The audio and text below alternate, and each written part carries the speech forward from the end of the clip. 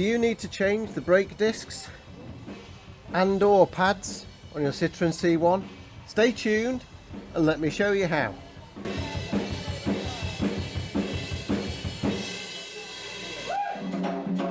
Raise the car up onto axle stands, handbrake tight on, and chock one of the rear wheels and remove the front wheels.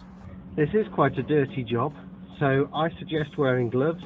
I also suggest having a large tray or plenty of newspaper on the ground below your work area. Put an 8mm ring spanner on your bleed nipple, attach bleed hose into a suitable receptacle and place a hose clamp on the hose. With a 14mm spanner or socket, undo the clamp that holds the hose to the suspension leg to give you more freedom of movement with the hose. Now open your bleed nipple, half a turn, start with a screwdriver, large flat one, start pushing your piston back.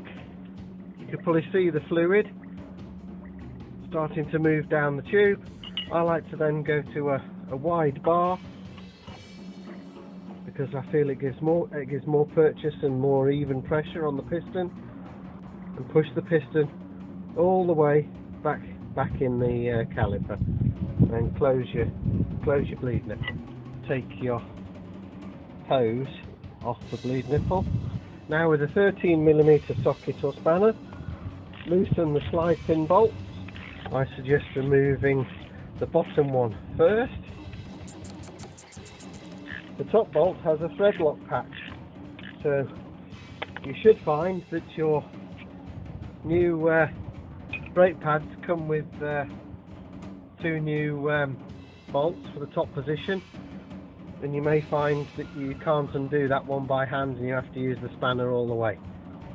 Lift the caliper out of the way and then support it. You can then slide the pads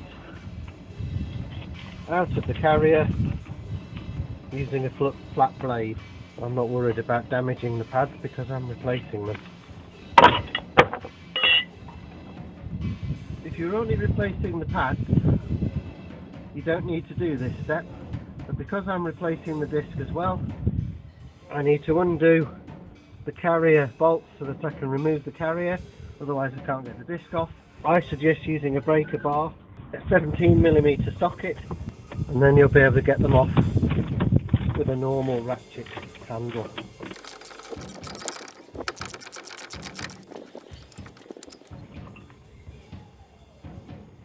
To remove the disc, undo the securing screw with a T30 Torx bit.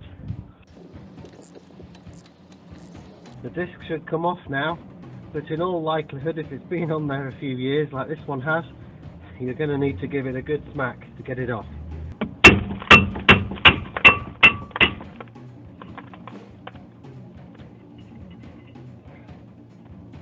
And a stout wire brush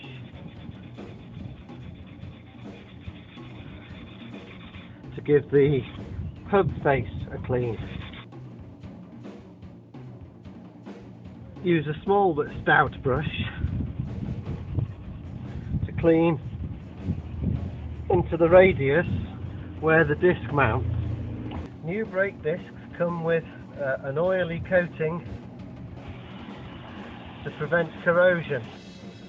So use a microfiber cloth and some brake cleaner to remove said coating.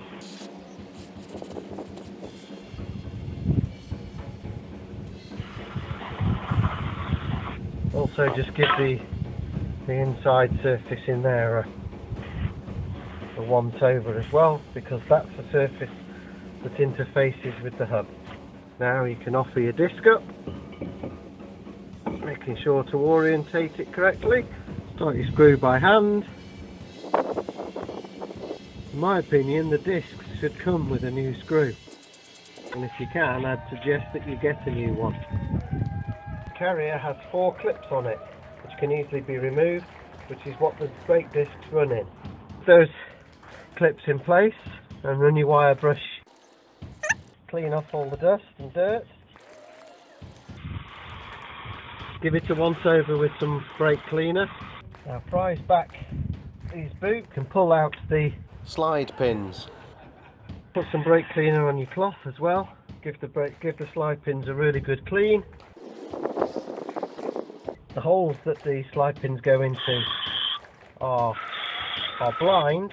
I use a small bottle brush and brake cleaner. Allow the brake cleaner a few moments to dry off. Now either use some Ceratec or some moly loaded lithium grease. Put a little inside each hole and on each shaft. Do not use copper grease. Put your slide pins back in, making sure to put each one back where it came from.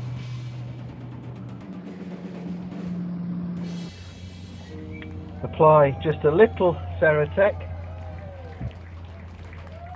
or moly grease. CV grease. Moly grease is also known as CV grease. It goes in your constant velocity joints. Spread some Ceratec in your brake pad clips. Return the carrier position and bolt it back up. If you've got a torque wrench, 90 Newton meters, otherwise known as very tight. Place your new pads into the carrier. Hopefully your new pads would have come with a pair of bolts which go in the slide pins, one for each side, on the top position. The reason to put these on the top position is that it's much more important that the top does not come undone than the bottom. If the bottom slide pin bolt comes undone, the caliper will still operate with the wheel going round that way. If the top bolts came out and the bottom one was still in place, the caliper can fall forwards into the inside of the wheel and you can lose your braking almost completely then.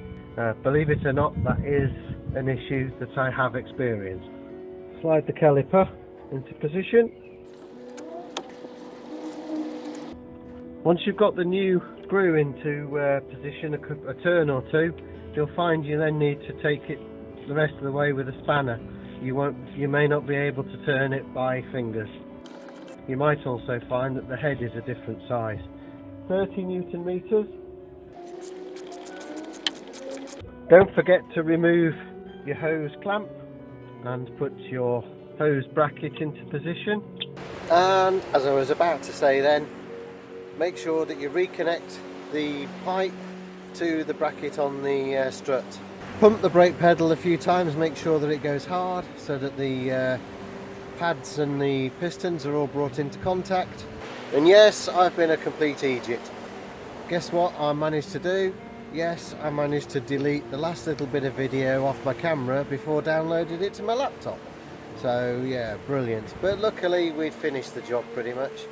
All you have to do now is drop the car back on the ground. Don't forget to recover the chocks from the rear wheels, and that's it, good to go. Don't forget, if you got value out of this video, please give it a like. It really does help the video to come up the search rankings.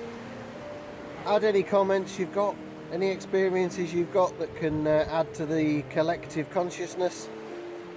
You know you want to. Resistance is futile. And I shall see you next time.